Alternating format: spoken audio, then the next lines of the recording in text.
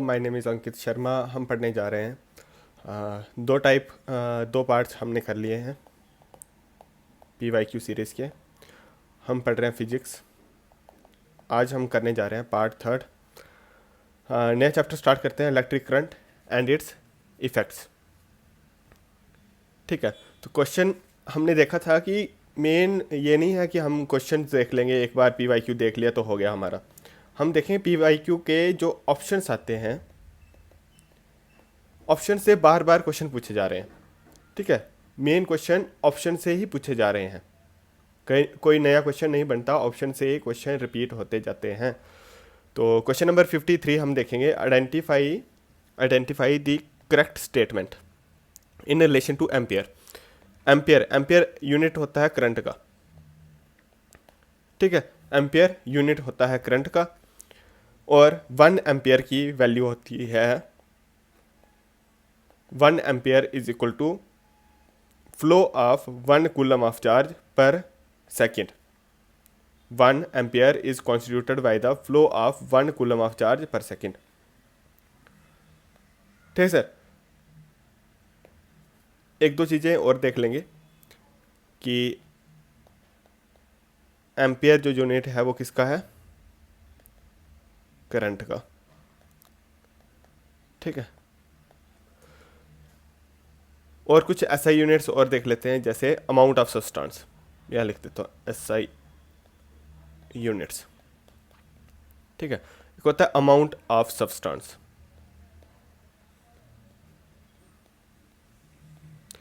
इसका SI unit होता है मोल, MOLE, मोल। टेम्परेचर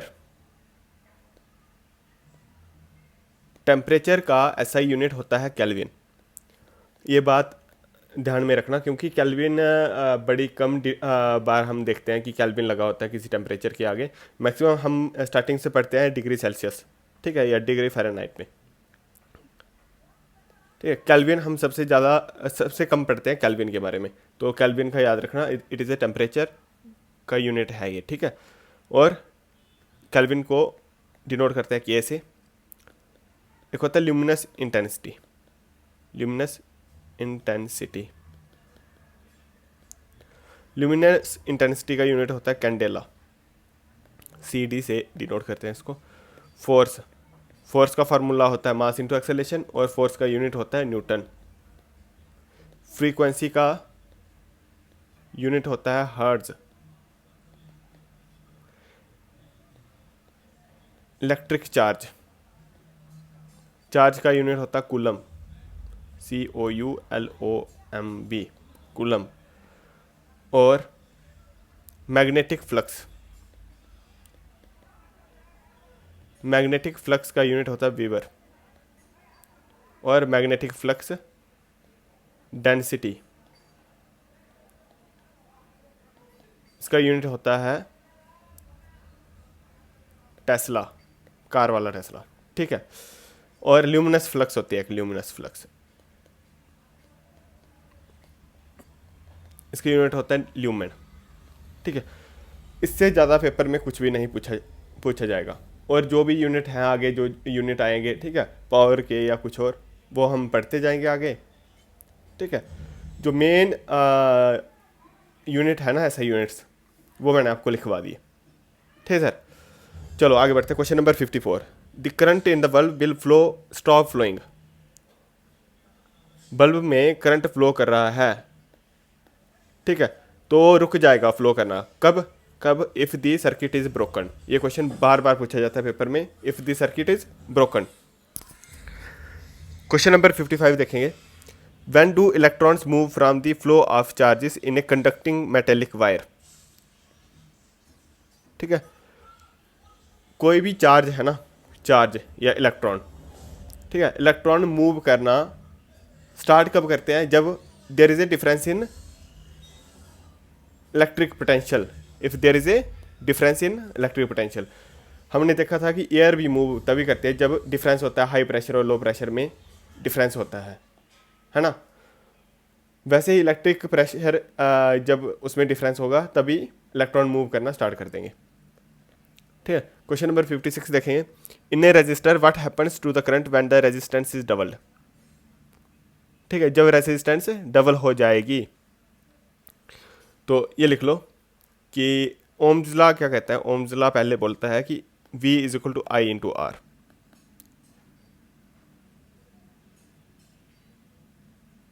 ठीक है, V is equal to I into R और R is equal to V upon I. ठीक है सर, ये हमने डिराइव कर लिया। अब इसका मतलब कि अगर रेजिस्टेंस बढ़ेगा तो करंट क्या होगा, डिक्रीज होगा।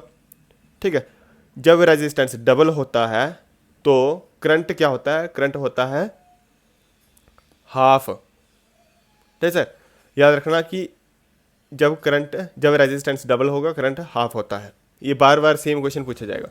ठीक है, identify the formula that represents Ohm's law. ठीक है, ओम्स लॉ मैंने बता दिया, V is equal to I R होता है। V वोल्टेज है और यहाँ पे I इसका यूनिट है एम्पियर। एम्पियर को डिनोट करते हैं A से और R है रेजिस्टेंस। ठीक है, और इसका यूनिट होता है ओम। इसका मतलब कि क्वेश्चन नंबर 57 का आंसर होगा D, V is equal to A into ohm. क्यों? क्योंकि V is equal to I R ohm's law बताता है हमें। ठीक है sir, which of the following laws deduces the expression for the force between two stationary points charges in a vacuum और free space. एक बात याद रखना कि जब चार्जेस की बात होगी ना, चार्ज या इलेक्ट्रॉन्स या कुछ ऐसी बात होगी चार्जेस के बारे में, तो आपको कूलम लगा देना है।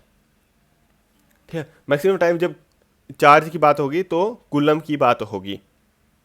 ठीक है, आगे हम देखेंगे। एक और चीज़ मैं आपको बताऊंगा, एक होता है लेंज लॉ। ये बनता है लेंज लॉ में क्या होता है कि ये इलेक्ट्रोमैग्नेटिज्म के बारे में बताता है। लेंज लॉ इलेक्ट्रोमैग्नेटिज्म के बारे में बताता है। ठीक है, इलेक्ट्रोमैग्नेटिज्म। और गॉज लॉ किसके बारे में बताता है? ये बताता है इलेक्ट्रिक फ्लक्स के बारे में।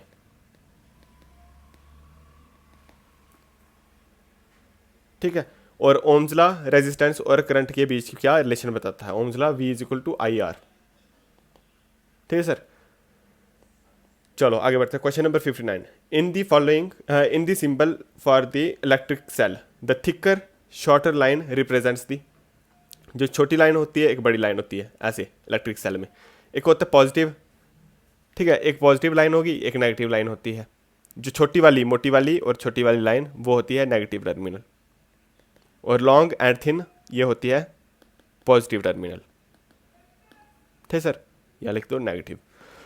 Question number 60, which of the following statement is correct. ठीक है, CGL में क्वेश्चन पूछा गया, which of the following statement is correct. 4 statement दी गई है, इसमें से एक करेक्ट है, हमने देखनी है कौन सी। मैग्नेटिक फ्लक्स बोलता है magnetic flux is a vector quantity. नहीं जी, it is a scalar quantity, याद रख लेना। 2 मैग्नेटिक फील्ड लाइन्स में intersect, no they never intersect. ठीक सर, और C, the net magnetic flux through any close surface is zero. Net magnetic flux through close surface is zero, yes it is correct. कि जब close surface होगी तो magnetic flux zero होती है।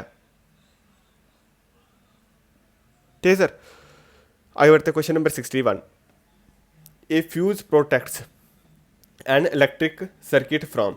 किससे protect करता है फ्यूज? हम क्यों लगाते हैं फ्यूज? लगाते हैं कि ओवरलोडिंग ना हो जाए, ओवरलोडिंग होगी तो फ्यूज जल जाएगा। ठीक है, question number 62, which of the following is not A good conductor of electricity. हमने देखा था कि ग्रेफाइट और डायमंड में हमने देखा था कि graphite is a good conductor of electricity but diamond is not A good conductor of electricity. ठीक है sir, diamond is a bad conductor. Option number C is correct. Question number 63 देखें, who among the following introduce the concept of electric field. Electric field के बारे में पहली बार किसने बताया? वो बंदा था माइकल फैराडे। ठीक है, प्रेशर की बात होगी तो पास्कल, चार्ज की बात होगी कूलम, फैराडे कब आएगा? जब इलेक्ट्रिक फील्ड की बात होगी। ठीक है सर, क्वेश्चन नंबर 64 पे चलते हैं। What is the total charge of an electric dipole. Dipole क्या होता है? एक पोल, दो पोल, ठीक है, एक नेगेटिव पोल, एक पॉजिटिव पोल, ठीक है, ये बन गए डाई मतलब दो, पोल मतलब पोल, एक नेगेटिव पोल एक पॉजिटिव पोल होता है, ठीक है। डाइपोल में होता पता क्या है? दो पोल होंगे, दोनों का सम चार्ज जो होता है, ठीक है, सम चार्ज होता है 0। फॉर एग्जाम्पल पॉजिटिव चार्ज पे अगर +1 चार्ज है तो नेगेटिव पे ही -1 होगा, ठीक है। और दोनों को जब हम सम करेंगे तो आता है 0, ये याद रखना। Total charge of an electric dipole is 0। Question number 65 पे चलते हैं। Electric conductance through metals is called electronic conductance, ठीक है। इलेक्ट्रिक कंडक्टेंस जो होती है, ठीक है, उसको जब हम मेटल में देखते हैं, मेटल्स में देखते हैं, उसको बोलते हैं इलेक्ट्रॉनिक कंडक्टेंस। और ये क्या करती है? ये डिक्रीज करती है विद इंक्रीज इन टेम्परेचर। क्यों? क्योंकि मेटल्स आर गुड कंडक्टर्स, है ना। क्यों होते good conductors? Because presence of free electrons, and when we increase the temperature the metal ions start vibrating which leads to increase in the resistance, ठीक है। अगर resistance increase हो जाएगा तो कंडक्टिविटी क्या करेगी? डिक्रीज। रेजिस्टेंस मतलब रोकना, कंडक्टिविटी मतलब कि मेटल में इलेक्ट्रॉन फ्लो होना चाहते हैं, रेजिस्टेंस मतलब वो उसको रोक रहे हैं, ठीक है। तो इसलिए कंडक्टिविटी डिक्रीज होती है विद इंक्रीज इन टेम्परेचर, ठीक है। With increase in temperature resistance भी बढ़ता है, तो कंडक्टिविटी डिक्रीज होती है। चलो आगे देखते हैं। Question number 66। Which of the following is not A good conductor of electricity. Not a good conductor of electricity मतलब कि नॉट पूछा है, नॉट गुड कंडक्टर मतलब कि बैड कंडक्टर की बात कर रहे हैं कि बैड कंडक्टर ऑफ इलेक्ट्रिसिटी इनमें से कौन है, ठीक है। मैक्सिमम जो नॉन मेटल्स होते हैं ना, non metals are bad conductor of electricity, ठीक है, except graphite is a good conductor of electricity. तो option number C is a non metal, bromine is a non metal, ठीक है, इसलिए ये होगा bad conductor of electricity. Option number C is correct. Question number 67। Among various electrical safety devices one based on heating effect of electric current, ठीक है, इनमें से heating effect of electric current पे बेस्ड है, ठीक है। Question number 67। फ्यूज जो होता है ना, heating effect of electric current पे बेस्ड होता है। कैसे? क्योंकि विद जैसे बड़ी ज़्यादा इलेक्ट्रॉन्स फ्लो हो गए या इलेक्ट्रिसिटी फ्लो होगी, ठीक है, किसी डिवाइस में, तो क्या डिवाइस क्या करती है? हीटअप हो जाती है। हीटअप होने से इसका क्या होता है? फ्यूज का जल्दी से ये पिघल जाता है हीटिंग इफेक्ट की वजह से, तो फ्यूज उड़ जाता है।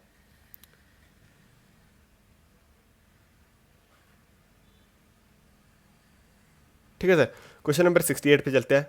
विच law of physics states that the force between the two electric charges reduce to a quarter of its former value when the distance between them is doubled, ठीक है, कि फोर्स जो है, फोर्स क्वार्टर मतलब 1/4 force हो जाएगी 1/4 अगर distance हो जाएगा डबल, ठीक है।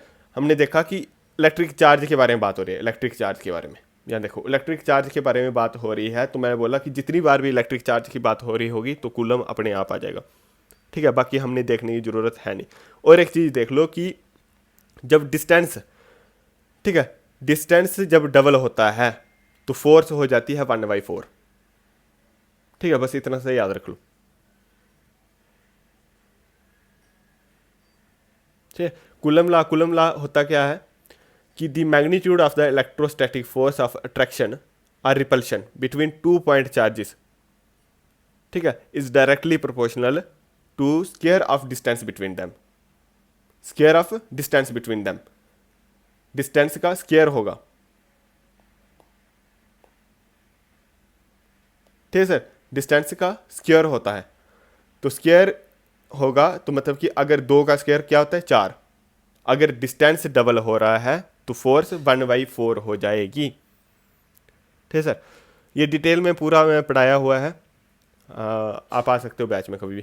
Question number 69, the rating for a fuse used in a house hold electric circuit is provided on the basis of.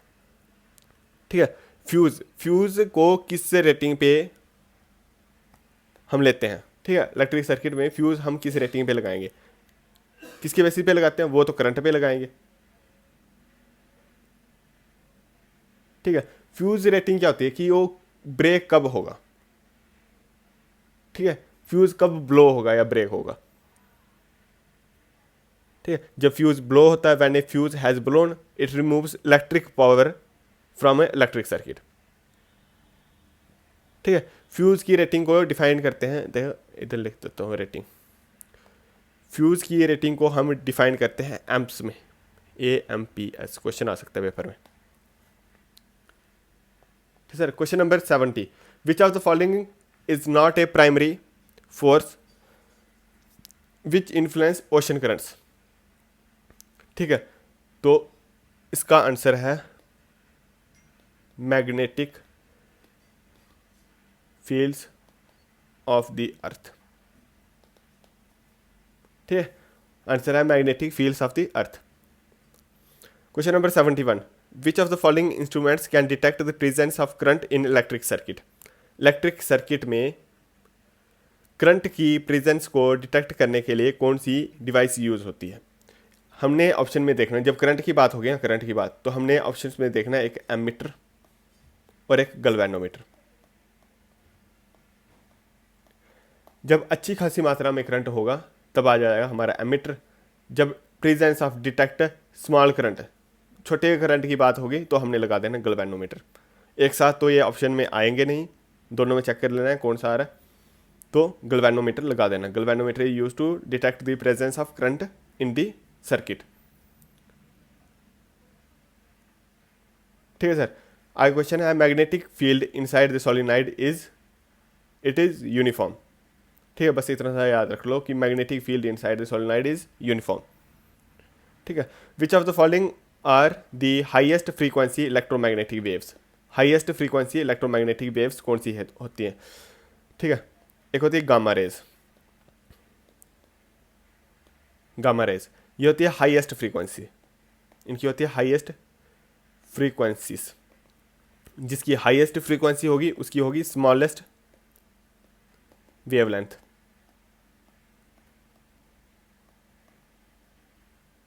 ठीक है, एक होती है रेडियो वेव्स, इसकी होती है लोएस्ट फ्रीक्वेंसी और लॉन्गेस्ट वेवलेंथ। क्वेश्चन क्या बनेगा पेपर में? एक बनेगा हाईएस्ट फ्रीक्वेंसी, ठीक है, एक बनेगा लोएस्ट फ्रीक्वेंसी, एक बनेगा स्मॉलेस्ट वेवलेंथ, एक बनेगा लॉन्गेस्ट वेवलेंथ। इसके अलावा कुछ भी नहीं बनेगा। गामा रेज और रेडियो वेव्स याद कर लो, इससे ज़्यादा याद करने की जरूरत है नहीं। Who founded and named the science of electromagnetism. Electromagnetism के बारे में किसने बताया था? ये हमने क्वेश्चन कर दिया, एम्पियर। ठीक है, एंड्री मैरी एम्पियर ने इलेक्ट्रोमैग्नेटिज्म के बारे में बताया था। ठीक है, ये बंदा माइकल फैराडे, इसने क्या डिस्कवर किया था? इसने किया था डिस्कवर इलेक्ट्रोमैग्नेटिक इंडक्शन। ठीक है सर, इलेक्ट्रोमैग्नेटिक इंडक्शन। चलो आगे बढ़ते हैं। ओम्स लॉ, ओम्स लॉ क्या बोलता है? Ohms law is equal to V is equal to I R, कि voltage is equal to current into resistance. ठीक है सर, या फिर electric current is equal to V upon R. Electric current is equal to voltage upon resistance.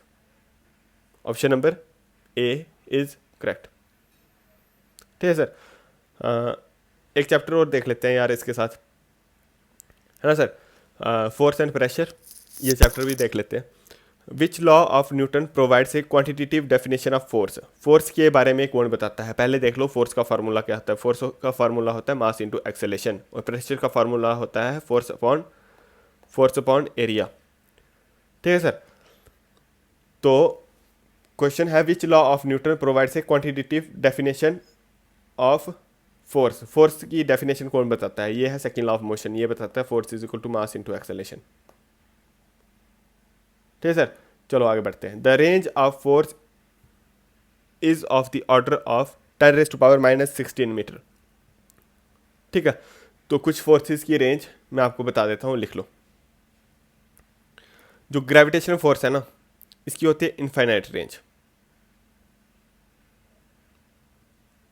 ठीक है, weak nuclear force ये इसकी very short range होती है, ये होती है 10⁻⁻16 मीटर।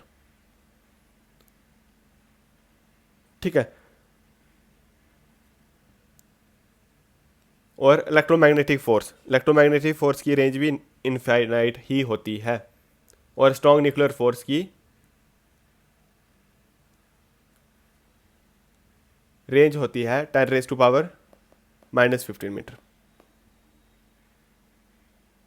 ठीक है, तो the range of dash force is the order of 10⁻⁻16 किसकी होती है, वो होती है वीक न्यूक्लियर फोर्स की। ठीक है सर, चलो आगे बढ़ते हैं। Acceleration is equal to the rate of change of, acceleration क्या होता है, rate of change of velocity,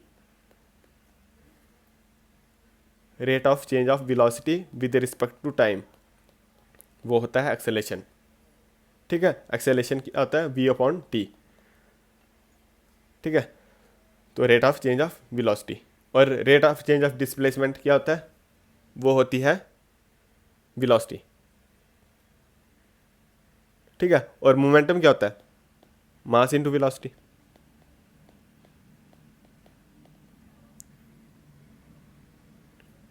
ठीक है sir, question number 79। If two forces act on an object पे दो फोर्सेज एक्ट कर रहे हैं फ्रॉम अपोजिट डायरेक्शन से।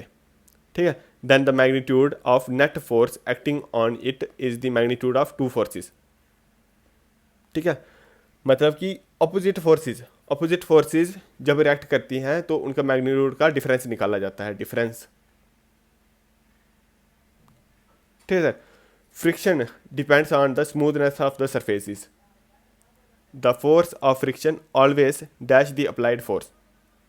फ्रिक्शन क्या करती है, फ्रिक्शन क्या हमेशा क्या करती है, अपोज करती है, oppose.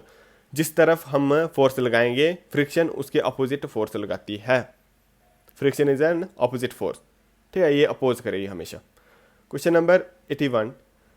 What is the melting point of ice at the sea level at normal atmospheric pressure and 45 degree latitude पे, 45 डिग्री लैटिट्यूड पे मेल्टिंग पॉइंट ऑफ आइस क्या होता है।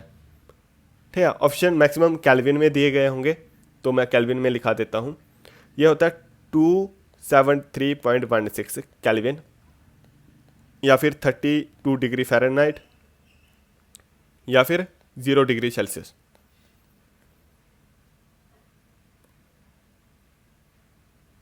ठीक है सर, बस इतना से याद रख लो कि मेल्टिंग पॉइंट ऑफ आइस होता है 273.16 केल्विन।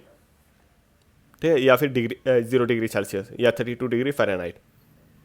ये क्वेश्चन रिपीट होगा, मैं बार बार बता रहा हूँ, ये क्वेश्चन रिपीट होगा। ठीक है, पूछेगा बस यही, या तो फ़ारेनहाइट में पूछ लेगा, सेल्सियस में पूछ लेगा, या केल्विन में। ठीक है, question number 82। The sound of thunder is heard much later than the flash of light. ठीक है, जब बिजली कड़कती है तो क्या होता है, पहले हमें लाइट्स दिखाई देती है, उसके बाद साउंड सुनाई देती है। ऐसा क्यों होता है, क्योंकि साउंड की स्पीड कम होती है स्पीड ऑफ लाइट से, because the speed of sound is much less than the speed of light. ठीक है sir, with what do you divide thrust in liquid to obtain the value of pressure. ठीक है, pressure का formula होता है thirst upon area. ठीक है, तो मतलब कि थर्स्ट को किससे डिवाइड करेंगे कि प्रेशर आ जाए, वो होता है एरिया से डिवाइड करेंगे। Question number 83, formula based direct question होंगे। ठीक है, question number 84। Dash is the external agency applied on the body to change its state of rest और स्टेट ऑफ मोशन। तो हम क्या लगाएंगे, किसी चीज़ पे फोर्स लगाएंगे तो बॉडी की पोजीशन चेंज हो जाएगी रेस्ट से यूनिफॉर्म मोशन में, वो होती है फोर्स। ठीक है सर, फोर्स लगाएंगे। क्वेश्चन नंबर 84 हो गया। Question number 85। Which of the following is a characteristics of conservative force. ठीक है, कंजर्वेटिव फोर्स कौन सी होती है कि वर्क डन जिसका कंप्लीटली रिकवरेबल होता है, उसको बोलते हैं हम कंजर्वेटिव फोर्स। आगे बढ़ते हैं। The inertia of an object is measured by it's, inertia मतलब मास, और इनर्शिया होता क्या है? इनर्शिया होता है कि the tendency of an object to remain its state of rest और इन स्टेट ऑफ मोशन। ठीक है, कि कोई चीज़ है वो वैसी ही पड़ी रहना चाहती है। अगर वो स्टेट ऑफ रेस्ट में है, मतलब रेस्ट में है कोई चीज़, जैसे बुक किताब टेबल पे पड़ी है, वो पड़ी रहना चाहती है, जब तक हम उस पर फोर्स नहीं लगाएंगे वो पड़ी रहेगी। ठीक है, उसको बोलते हैं इनर्शिया। और इनर्शिया को मेजर किससे करते हैं? मास। जितना ज़्यादा वजन होगा उसका उतना ज़्यादा इनर्शिया होगा। देखा, भारी चीज़ को हिलाना मुश्किल होता है और लाइट चीज़ को हिलाना आसान होता है। क्यों? क्योंकि भारी चीज़ का मास ज़्यादा होगा। ठीक है sir. Question number 87, which of the following quantities is the measured using torsion balance. Torsion balance को यूज़ करके किस क्वांटिटी को हम मेजर करते हैं? वो है फोर्स। ठीक है, फोर्स को हम मेजर करते हैं टॉर्शन बैलेंस। ठीक है, और ये होते हैं स्मॉल फोर्सेस के लिए। टॉर्शन बैलेंस स्मॉल फोर्सेस को मेजर करने के लिए यूज होता है।